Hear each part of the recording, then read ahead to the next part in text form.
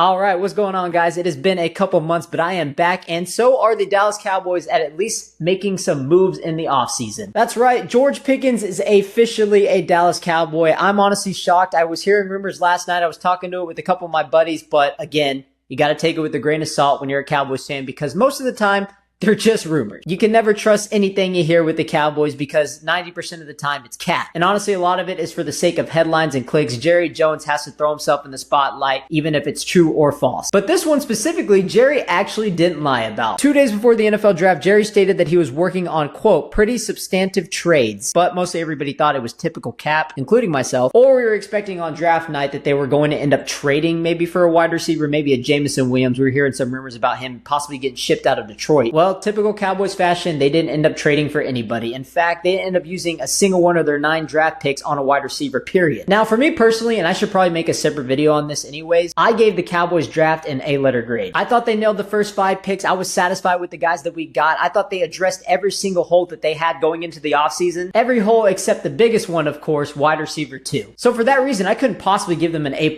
letter grade because that was a glaring hole and they didn't address it. But now we're seeing why they didn't indeed make that move because they ended up trading for it 2 weeks later and they got their wide receiver 2 in George Pickens. CeeDee Lamb gets his Robin. So full trade details are Cowboys receive wide receiver George Pickens, a 2027 6th-round pick. Steelers receive a 2026 3rd-round pick and a 2027 5th-round pick. Pickens isn't looking to do a contract extension before the season starts, going into the final year of his rookie deal, and wants to show that he is a top guy in this league. Okay, so let's first talk about what this means for both teams, starting with the Pittsburgh Steelers. So this is nothing new for Tomlin. I mean, we have seen in the past that he is no stranger for trading a top wide receiver on his team. I mean, you look back to Antonio Brown, Martavis Bryant, Chase Claypool. I mean, the list goes on. And looking at the trade itself, I don't disagree with the fact that they traded Pickens necessarily. More so, I'm more confused. I don't really know what the philosophy of this team is going to be going into 2025. Specifically offensively, I mean, they have a lot of question marks. They paid DK Metcalf a lot of money, which I thought was a great wide receiver too, but can we really trust him consistently as a wide receiver 1 at this point?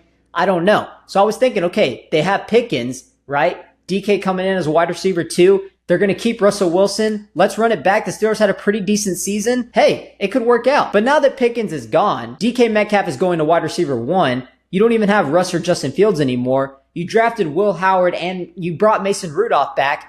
Now I'm looking at this team and I'm like, oh man, this offense is going to be rough. Now, don't get me wrong. I'm actually a huge fan of Will Howard coming out of Ohio State. I thought he played like an absolute pro and veteran in that CFP, specifically the national championship. I mean, he made pro-level ready throws. And I think he'd be a guy that can come in, learn a thing or two, and end up being a well-capable starter in this league. But I just don't see him being a day 1 level NFL starter right away. And with the Steelers, he might be thrown into the fire. I don't know if it's going to be good for him. I mean, I thought Russ played good enough to at least earn another year. I would have re-signed him or maybe kept Justin Fields, kept one of those 2 quarterbacks on the roster. Now, we've been hearing rumors that they're probably going to sign Aaron Rodgers, but do you really want to deal with that headache and all the issues that he has? And I mean, at this point, is he really that much better? If he's better at all than Russell Wilson? I don't think so. I think they should have just kept Russell Wilson. But anyways, excluding all of that and just focusing on the trade itself, I understand why they did it, and I think it makes a lot of sense. And I do want to give the Steelers some credit because I know there's going to be a lot of Cowboys fans that say, oh my goodness, we fleeced the Steelers. We got George Pickens. They gave it to him for nothing. It's like, no, that's not really entirely true. I mean, it's been pretty clear the Steelers have been shopping Pickens the last several weeks. I mean, even months possibly. They knew the relationship was over. They knew they were going to find a new home for him, so they got ahead of the game. And look, we know who George Pickens is. He has a history of being a diva himself so far in the NFL. Also, going back to Aaron Rodgers, which is a little bit interesting to me, is that he's been doing off-season workouts with DK Metcalf apparently, and George Pickens was not in the picture, so that's another reason to kind of think, okay, George Pickens probably already knew he was on his way out. So this is how I think the Steelers are overall viewing this. They're saying, okay, 1, we're not going to win the division. 2, we're not going to win a Super Bowl. 3, we don't have a quarterback. This Pickens relationship is already over. We're not going to pay him a big contract. Let's get him out of here. Let's get some draft capital in return and retool for 2026. And now that they traded Pickens, they put themselves in serious position to rebuild going into 2026. I mean, they're going to have, 12 draft picks? That's insane. So to be honest, the more I think about it, I like it. I respect it. The Steelers are clearly thinking long-term here. And come to think of it, I wouldn't be surprised that if in 2025 you see a really rough Steelers team, I'm talking like 4 to 5 wins and not competing for anything. And I know that's bold to say because when you think of Mike Tomlin, he's never had a losing season. He always finds a way to get this team above 500, sneak into the playoffs. It happens every time, no matter how bad the roster may look on paper. But again, they're going to have a lot of draft picks. I wouldn't be surprised if they say, hey, you know what? The season's a wash. Let's prepare for a really good QB class in 2026. You know, Nussmeier's going to be on the board. Maybe Arch Manning if he declares, or they could get Drew Allard. Now let's talk about what this means for the Dallas Cowboys. This is an aggressive move that you have to make in a division that keeps getting better. I respect that they finally did something. Eagles just won the Super Bowl. The Commanders went to the NFC Championship with Dan Quinn and Jaden Daniels year one. The Giants, I mean, I know we own them, but at the same time,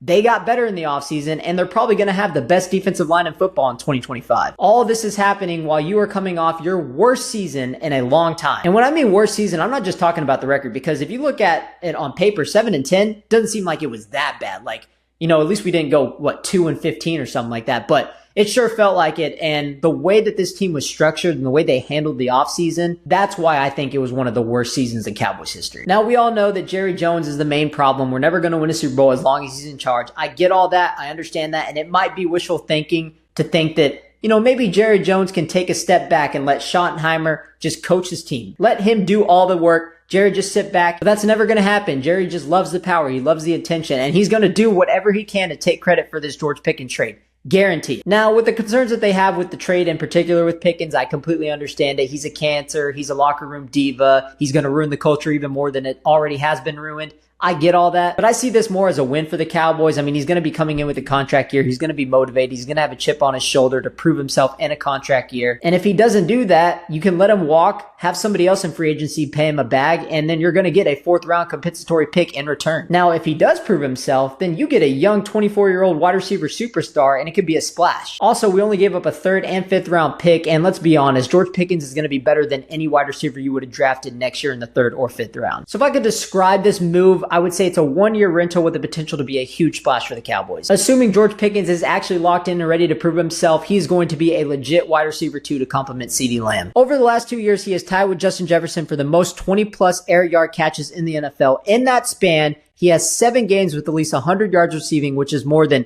DJ Moore, Garrett Wilson, Chris Olave, DK Metcalf, Terry McLaurin. Now, I know this is where people are going to come in and say, well, okay, well, what about Dak? Who's going to be throwing him the ball? Valid. Dak Prescott the last 2 years, though, number 1, most passing yards on 15-plus yard go routes. Number 2, most attempts on 15-plus yard go routes. Oh, and you know who happens to be number 1 and 2 in those respectively from a wide receiver in yards and catches?